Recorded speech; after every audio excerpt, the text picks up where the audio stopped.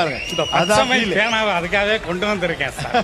இந்த பச்சை பேனாவில் நான் ஒரு சைன் போட்டா ஆக்கிரமிப்பாளர் 2 ஏக்கர் நிலம் அவனுக்கு வேற நிலமே இல்லைன்னா அந்த நிலம் அவனுக்கு சொந்தமாயிடும். நான் யார்கிட்டையும் அனுமதி வாங்க வேண்டிய தேவையில்லை.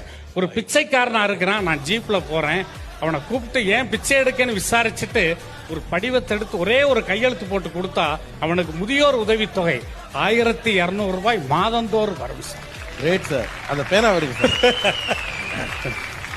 ஆக்சுவலா இது ஒரு பேனா இல்லை, இது ஒரு அதிகாரம். அதுல எனக்கு ரொம்ப பிடிச்சதுன்னா இந்த பச்சை மயில கையெழுத்து போற இடத்திற்கு மாணவர்களை தயாரித்தல் என்பது வேறு.